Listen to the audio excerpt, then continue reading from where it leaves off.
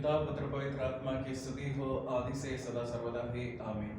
मसीह में मेरे प्यारे बंधुओं, आप सभी को प्रभु यीशु मसीह के नाम से वंदनम। आज के मनन में पावन उपवास के प्रार्थना के 33वें दिन के जो चिंतन और मनन के लिए लिया गया है वह विषय है मरकुस रचित सुसमाचार अध्याय 5 पद 21 से 43 पद के बीच में जो वाक्य है जिसमें प्रभु यीशु मसीह के अद्भुत चमत्कार के विषय में, चंगाई के विषय में बताया गया है, जिसमें से दो घटनाएं क्रम प्रस्तुत किया गया है।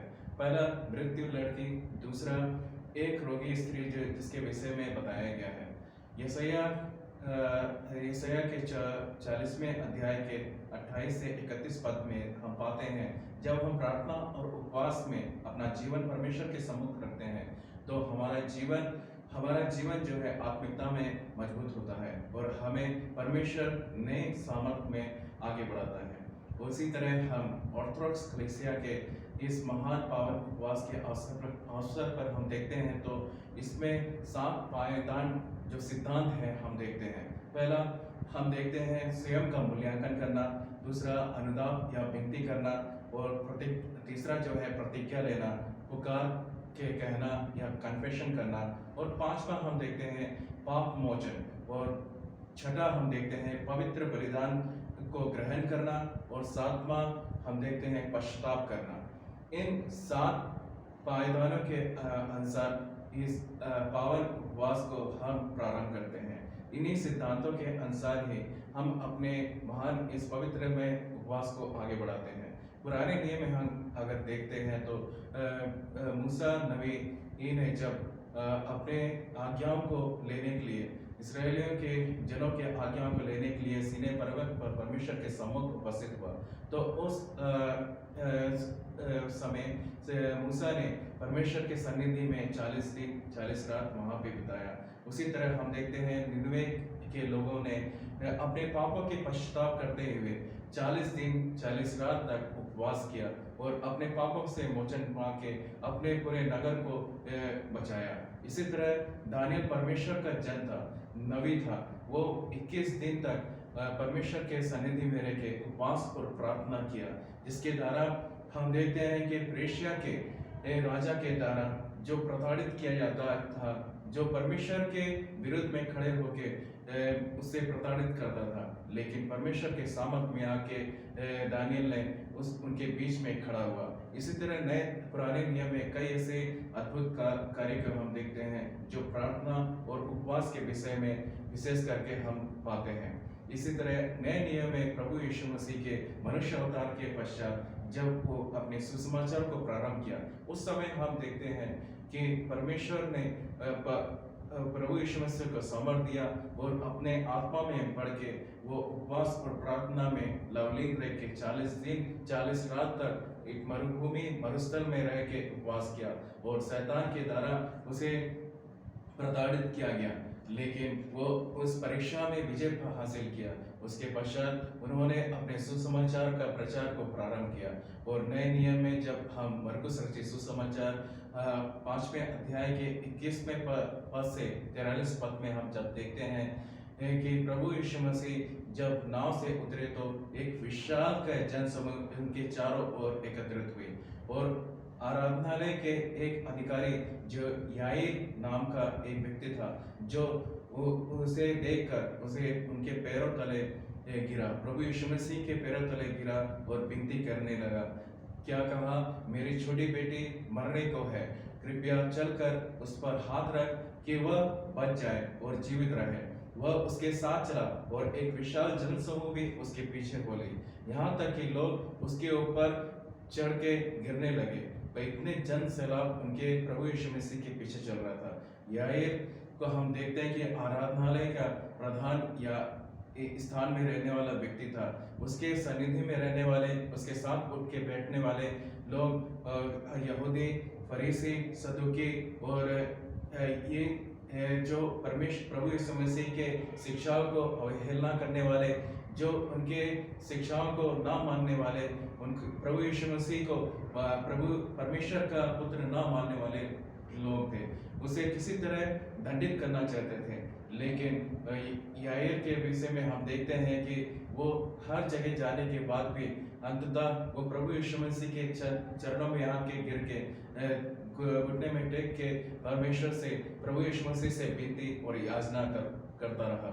तो प्रभु यीशु मसीह ने प्रत्युत्तर में उससे कहा कि मैं तेरे संग चलूंगा। हम यहाँ पे दूसरी और वाक्यांश को देखते हैं, घटना को देखते हैं कि एक साधारण स्त्री थी जिसके 12 वर्ष से लहू बहने का रोग था और जिसे बहुत से चिकित्सकों ने हाथों से उसे दुख उठाना पड़ा। वो कई डॉक्टरों को दिखाई, कई जगह अपने इलाज को करवाई। 12 साल तक वो पीड़ित थी। वो अपने रोगों से चंगी होने के बजाय और भी दुख से भरा उसका जीवन हुआ। लेकिन वो उसका अंततः एक विश्वास था कि अगर प्रभु यीशु मसीह के सानिध्य में जाएगी, वो प्रभु यीशु मसीह के वस्त्र को छुएगी, छूते ही वो स्वस्थ होएगी। वो उसके विश्वास के आधार पर ही वो प्रभु यीशु मसीह के वस्त्र को छूती है। उन जन समूह के सलाब के बीच में जाके उस वस्त्र को छूती है और वो चंगी होती है। वो उसी समय ही प्रभु यीशु मसीह को पता चलता है कि उसके वस्त्र को कोई छुआ है, उसके अंदर से सामर्थ निकला है। तो प्रभु यीशु मसीह उसे जनों से पूछते हैं, शिष्यों से पूछते हैं कि मेरे इस वस्त्र को किसने छुआ है, मेरे अंदर से सामर्थ निकला है।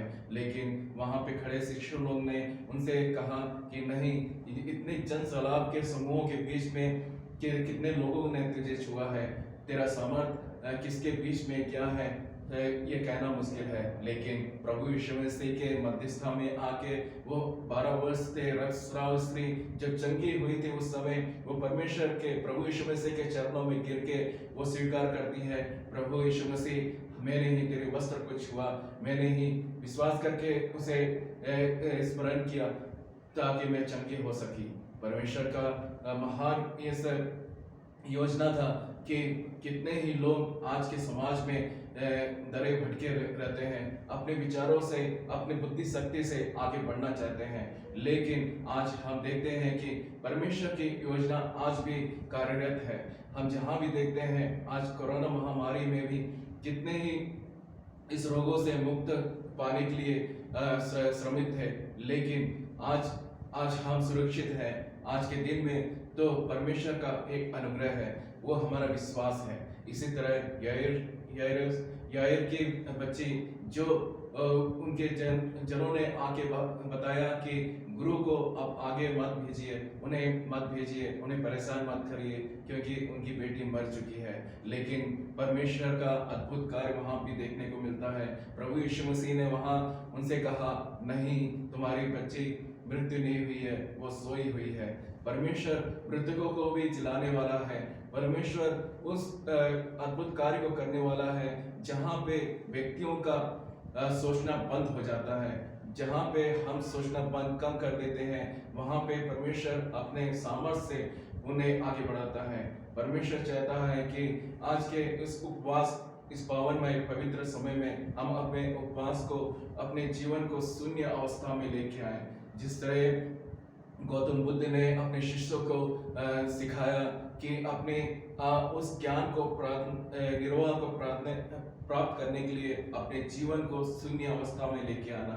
हम अपने योग्यता के अनुसार, अपने कर्मों के अनुसार नहीं, परंतु हम परमेश्वर के सामर्थ्य के द्वारा, उसके विश्वास के द्वारा ही हम अपने जीवन को यापन कर सकते हैं।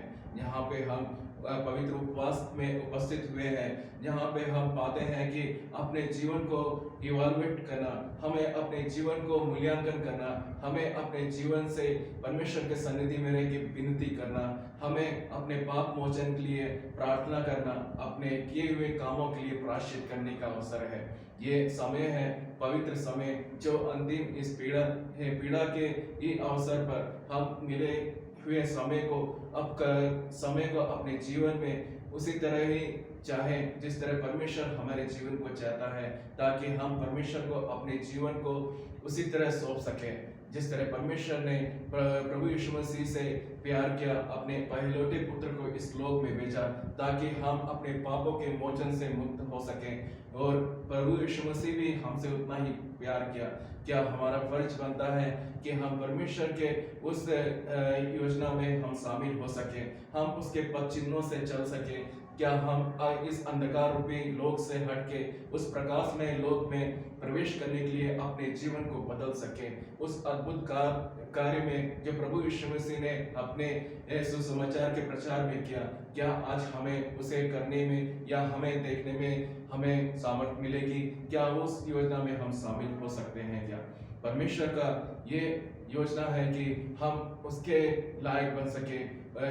इस सुसमाचार में एक वचन मिलता है कि प्रभु यीशु मसीह ने इस लोक से इतना प्यार किया कि सलीम में चढ़ के, क्रूस में चढ़ के अपने जीवन को भी निछावर कर दिया।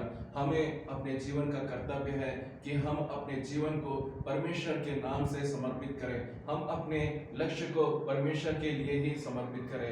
हमारे इसी के साथ ही मैं अपने वाक्य को समर्पण करता हूँ। आप सभी को प्रभु यीशु मसीह के नाम से वंदना।